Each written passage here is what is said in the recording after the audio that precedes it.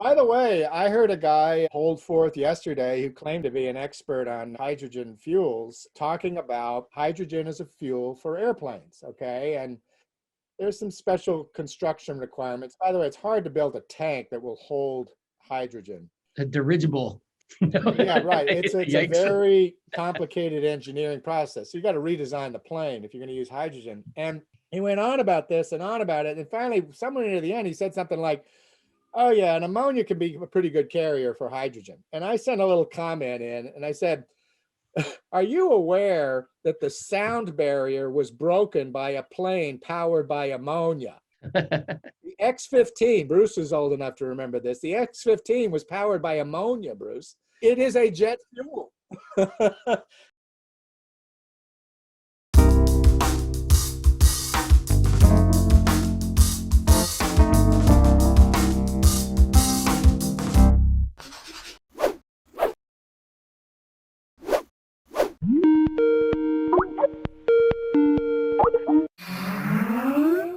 Hey, Bruce, Yeah, Jeannie? who's our guest this morning? I think our guest is Milton Bevington. Hi, Bruce. Nice to see you. Thank you for having me. So what are we talking about today on the Energy Nerd Show? Global deep water shipping, decarbonizing it. Great. We don't know anything about that. That sounds important. Well, it's funny. A couple of years ago, I didn't either. Now I'm a principal in a new consultancy called Carbon Neutral Consulting that's just completed a report on the subject. And when my partners who work with me at the Clinton Climate Initiative, where I was a program director 15 years ago or so, told me about it, I said, well, I love working with you, but I don't know anything about this. And he goes, well, you're going to learn. And for the past 2 years, I've been learning a lot. If global shipping were a country, its emissions would be equal to Germany's. Okay. It is not subject to the rule of law in most sovereign states for obvious reasons. They're outside. Now, when they're in port, it's different. People are surprised to hear that the famous Paris Agreement does not mention maritime shipping. It's not regulated in that way. That sounds like a big omission or a loophole. Lots of loopholes. Even the simple kind of regulation that comes from taxing is not available. Bunker fuel in international shipping, not taxed by any country in the world. So it's actually an interesting problem, how to move an industry that large from fossil fuels, transition them to fully decarbonized. Thankfully, the sovereigns have gotten together and they've put together a vision through the IMO, the International Maritime Organization, and it's likely to have teeth. Now, that's because they're not regulators, strictly speaking. They're the sovereigns themselves voting on what it is they want to do. And they have about a 50-year vision of how they want the shipping to evolve. And me and my partners were aware of two things. One, the new visions that were coming into use through the IMO, and the new technology that was becoming available. So if most people are familiar with grid power, for example, they'll be surprised by this. Basically, in the whole world, if you can electrify something, generally you do. That's just the best way to decarbonize, because you can decarbonize a grid. Now, not quickly, but eventually. But there are some things that won't work on a grid, a bus, a ship, a vessel. We need fuels for those things.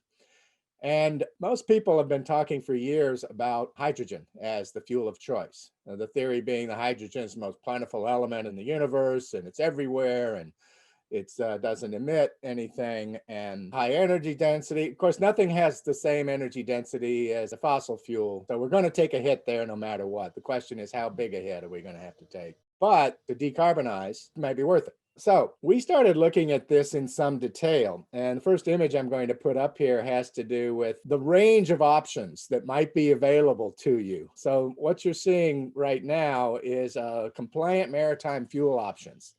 So not every fuel will work in a vessel. Not everyone will comply. The IMO wants minimum sulfur, minimum nitrogen oxides. So there's a lot of compliance, but most of it has to do with greenhouse gas emissions. And in this interesting chart, you'll see there are several categories of fuels, including the original, fossil fuels. Residual fuel is the term for the kinds of fuels used in vessels today. Distillate fuels are basically gasoline. and MGO stands for marine gas. But you'll see in this chart that there is a large number of low emission fuels, okay? And they fall into two categories, the biofuels and the synthetic fuels. Bio is the plant-based, basically, but hydrogen falls into the synthetic fuels. Now, let me mention why hydrogen is synthetic. Hydrogen is the most plentiful element in the universe, but it does not exist in nature on this planet. Now, if you go to Jupiter, there's plenty of hydrogen, but in this planet, there isn't any. You have to make it. It has to be synthesized. Guess how you make hydrogen? With natural gas. Some people have recently suggested maybe we should pipe hydrogen into the homes instead of natural gas. And I pointed out, no, you'll use more natural gas making the hydrogen to do that than you would burning the natural gas in the home. So no. You're just peeling the hydrogens off the methane, right? Exactly, that's what you're doing. And because of production losses, you ended up using more fossil fuel making hydrogen than you would if you did otherwise. So the only solution that makes any sense really is so-called green hydrogen. And this is essentially electrolytic hydrogen. There are other technologies under development, but today there's a commercial electrolysis industry. They make these things. They're getting better, they're getting cheaper, but they're available right now and they work. Electrolysis can be fueled by wind power, by solar, by nuclear, by hydro, and it is in different parts of the world. So basically, it looks like we've got a path forward, okay? The second image that I'm going to put up is an interesting qualifier. People are at different stages of moving to a decarbonized environment, a more sustainable economy, right?